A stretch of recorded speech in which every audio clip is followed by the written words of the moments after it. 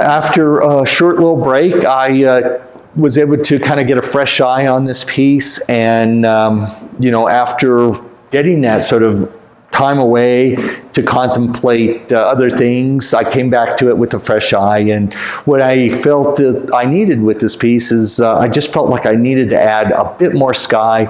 I felt the shapes in this area here were getting to be similar in size, so the shape between the sky and the mountain shape seemed to be somewhat similar. And I know I keep talking about the idea of keeping the shapes unique and specific, variety of sizes. So I've determined I'm going to include more sky. So what I'm going to do here quickly is I'm going to block in the dark shapes, indicating my dark shape of the sky. And then I'm going to go in and use this workable fixative, which I occasionally use for pieces when I want to add a bit more texture to areas of the painting. So I'm going to take it outside, mainly because of the ventilation, give it a good spray, let it dry for a minute, and then we'll come back to the painting. And I'll go ahead and continue on with it. So let me go ahead and start this. Going back with that initial tone of the Conte crayon, I'm just adding this new little section of sky. So I want it to harmonize with the area from the previous painting. So I'm just bringing in a lot of the same colors. This is where keeping the colors handy really help. So I'm going to also think about the variety of the shapes here within this tree shape. Now this doesn't happen often where I have to add things to the painting, add some more, inches. Sometimes I crop. What's nice about the Studio Works is we have that flexibility, sort of add a little paper. So one of the things I do is I often make sure I include a couple extra inches around the painting in case I do want to expand on the idea. Easy to crop, but sometimes not as easy to add a little bit more to the painting. So this painting's dimension now will be 20 and a half by 16.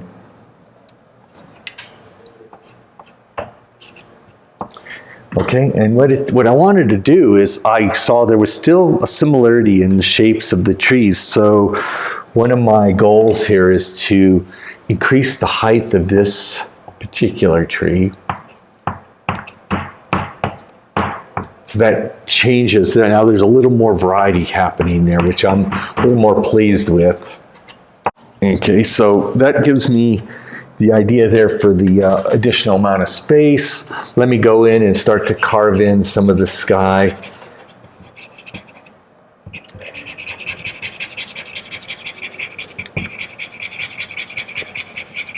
I'm not going to worry about finishing this up too much because I'm going to add some fixative. And the fixative essentially will change the value of the value that's on there. It tends to darken things slightly, so I'll be careful with that. Now going back to my paper towel technique, first I felt like I want to connect a little bit of this warm tone into the tree. I'm going to brush again with the paper towel. Switch it around. If you're going to work in the sky, make sure you get a clean piece of paper towel if you're using this technique. That way you keep your sky area clean. We talked about the importance of keeping the sky colors separate from the colors on the ground. You can get a little sky in the ground, but you never want to get the ground up into the sky. You want to keep that fresh. So keep that in mind. Wipe the pastel when you're applying pigment to the sky.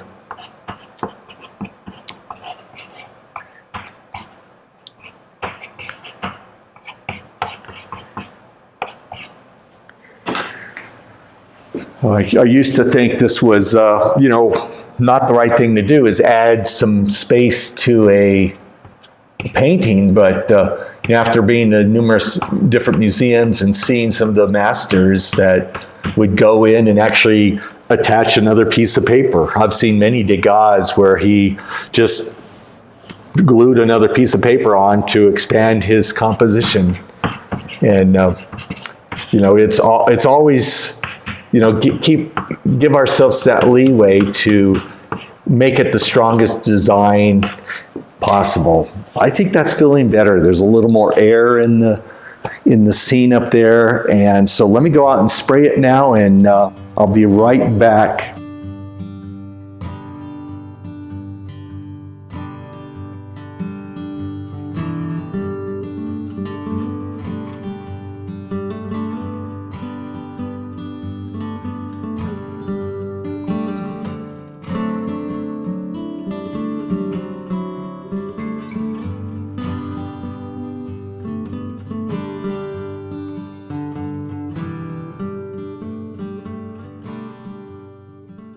Okay, so I'm back from being outdoors and using the workable fixative on this piece. This was what I brought here is a plein air study, a frame plein air study that I did in basically the same vicinity in Rocky Mountain National Park. It's along the Fall River, and I like using these what I call sort of detailed studies of various aspects of nature. Sometimes I find them to be even more useful than a full-blown painting where I'm kind of incorporating everything. I would call this more of a portrait study. So I really get to kind of zoom in on an area and study what's happening with the light and the color. And so I'm going to use this to help guide me with some of the colors here. I'm going to lighten this and add a lot more luminosity to the snowbanks and such. So I just wanted to show, how another device we can use in the studio, another tool that essentially helps guide our studio piece. So with that in mind, let's go ahead and include some more of this greenish kind of reflected light. Sometimes these areas of bounce light here in the creek beds will on snow, they'll have sort of a greenish tint. And I think it's because you're getting maybe a little sunlight coming through the snow, which has a cool cast, and that warm light mixing with the cool note of color is creating more of a greenish quality to it. I'm not exactly sure if that's what it is, or if it's some of the warm tones, yellow tones bouncing back up into the cool light, creating a nice greenish tone. So we'll kind of incorporate some more of that. Now I'm just going to go back in and kind of hit those areas that I feel like I want to describe, resolve a bit more. So I'll be bouncing around the painting here with just notes of color, trying to get more of the finishing touch. Now, this is the area this is where your idea of what type of artist you want to be comes in. For my work, I've always been inspired by the Impressionist.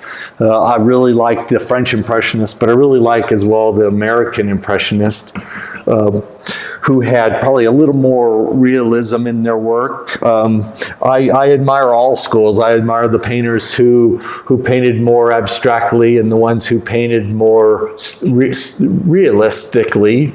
But I've always sort of really enjoyed the more loosely painted work. So that sort of guides what type of finish I'm going to be looking for. I want there to be a certain amount of finish, but a certain amount of looseness at the same time. So that guides the technique I use. And it's good. Sometimes it's fun to play around with different methods. Sometimes I'll paint a lot more realistically and do a lot more detail. Other times it's more abstractly. It's just kind of fun to see where the painting will go. And I play with the different artistic methods that are available to us, that history has essentially given us.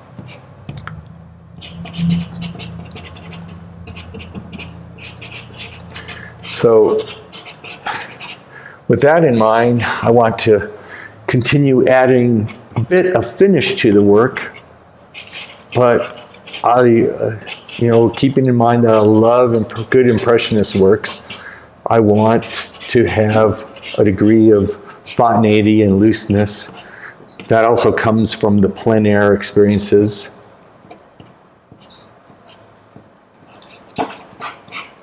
Okay, I want to bring a little more color and life back into this area. After looking at my study from a previous trip, I realized I was probably going a little too dark here in this area of the creek bed. So I'm going to just bring a little more light to it. And hopefully that brings a little more life to that area. You don't know till you put it down. It's a lot like solving a puzzle. You have to put some colors down, notes of shapes down, and that guides you to the next series of notes. And one really doesn't know until they just sort of put it down and test it. Okay. So one of the things that happens with the creek is as you go away from looking directly into the creek, you start to pick up more sky reflections. So I'm going to add a bit more of what I would call the sky color, this sort of blue. And remember, it's not intense on this day. It was sort of a real subtle kind of day with high clouds and bits of blue coming through every now and then, but sometimes I'll just drag this pigment over that reflected light area just to suggest the water, the top plane of the water. One of the things I've found very helpful is to, when creating creek scenes, is to paint from the ground up, meaning to paint the things that you see below the surface of the water first, and then paint the water. What is water? That clear. It's a clear liquid, but it's also reflecting colors that are around it. It's reflecting colors from the trees, the willows, but it's reflecting colors from the sky as well. So it's kind of a combination of all the factors around it. That you see those reflections on that top plane of the water. This stage of the painting, less is more. I'm just hitting those areas where I'm feeling I need to suggest things, but I don't want to overdo it. Okay. So as I step back, what I look for is I'm looking for, again, the big picture, the big shapes, but also I'm looking for the areas where can I describe a little bit without over-describing. So I'm wanting to do a little more here, a little more in this area, a bit more in the foreground of the snow, and then go back into the center of interest. And that will be my goal for the next few minutes, to work with those areas. So let's go into this bit of grass that was here. To get the suggestion of grass, just using the side of the pastel, some upward motion, perhaps the side of the pastel where you can get a little more of the linear quality of it. Switch it out. We don't want it to be one tone and not overdone either.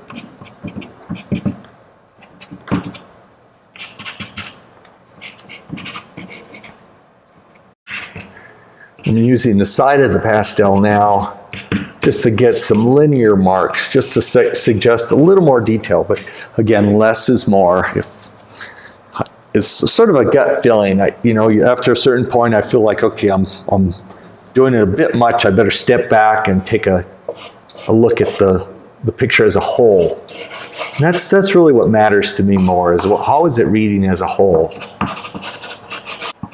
Get a little bit of this brighter note of color in the reflection. Just by touching it slightly softer, you can get a lower value, less chroma to the feeling of the thing. It's getting to that point now where it's starting to feel like it's nearing a completed state.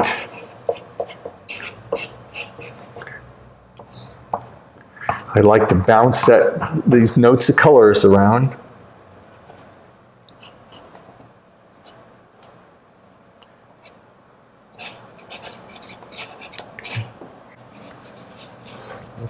I'm just going to take some of this blue to indicate the sort of bits of divots and high points in the snow. Don't want to overdo it. So the mark making here is just purely trying to describe the way the snow feels.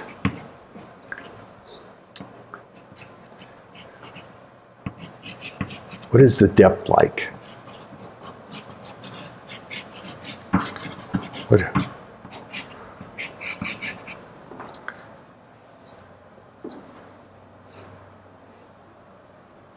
Okay, if you ever feel like you got a note that's maybe a little sharp, you could just tap it back with your finger.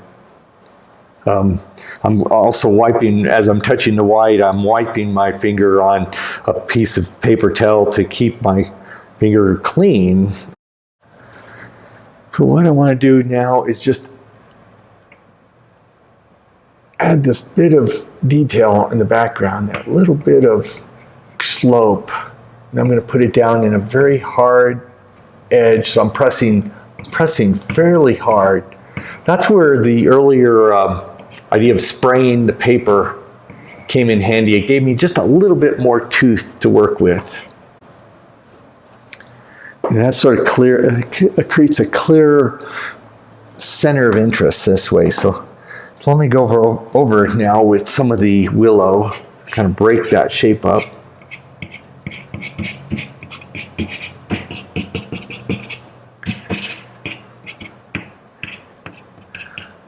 I'm adding a little warmth to the tops of these trees.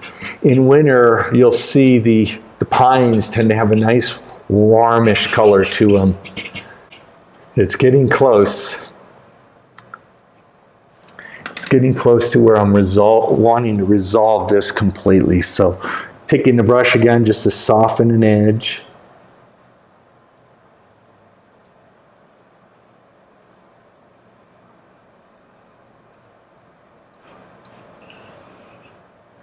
It's a very subtle difference with the brush. Just a subtle softening of shape.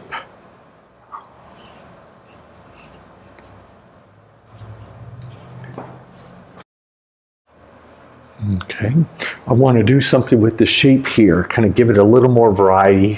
So I'm going to cut into it.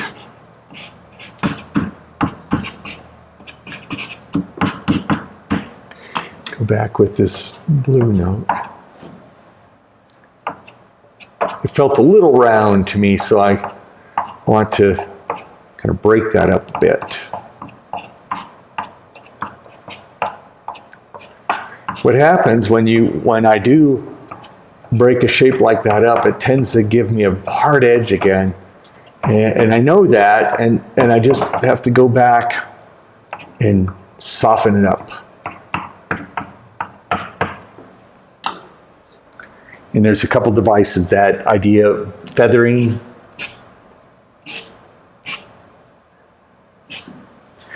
That's one way to do it. The brush, just to soften that up. And if I want to create more of an eye catch, you can sharpen the line closer to the center of the painting.